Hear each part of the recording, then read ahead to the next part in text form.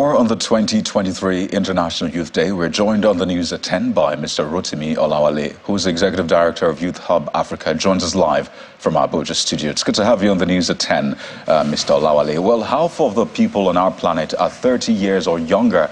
And here in Nigeria, the median age is said to be, 18? So we're a nation of young people. But how would you describe the reality of the average Nigerian youth today?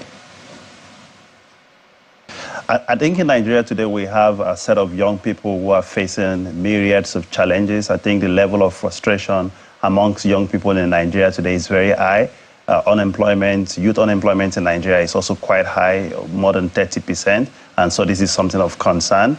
And also the level of education that we're seeing, although we have some people who are very educated, but at least over 40% of young Nigerians are not even finishing secondary education. And also this is also another point of concern. Of concern also is the issue of violent extremism that we have seen in Nigeria, which is now being dealt with. But this is also something that we must continue to nip in the bud in order to ensure that young people in Nigeria have the opportunity for growth and to contribute to development. So let's talk about participation in governance, which is a major part of the conversation. Globally, just about 2% of young people are parliamentarians. It's even worse for women, just less than 1%. For this government, both at federal and state level, how would you rate youth participation in governance? Perhaps what should be done should even be the question now.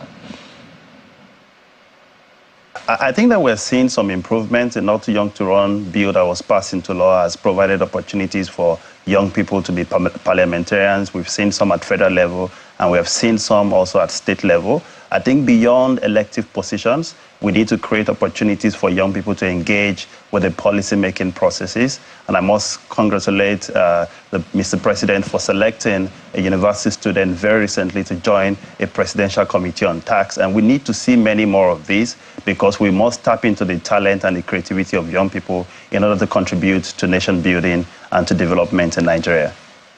Well, the term better tomorrow has been used time and again. It's like promising young people that, well, they should look forward to tomorrow. But from what we've seen, a lot of people, young people particularly, may be losing hope. I'd like you to speak directly to a young Nigerian tonight who may have lost hope about his or her future or the future of the nation.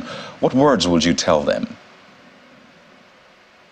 I think that I would continue to encourage young people across Nigeria that this is our home.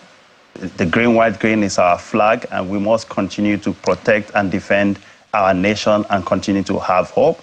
We have people who have risen through Nigeria, conquered poverty, raised themselves, done education, gone into entrepreneurship, and built something out of nothing. And many more young people can do so. We need government to continue to support in ways that it can.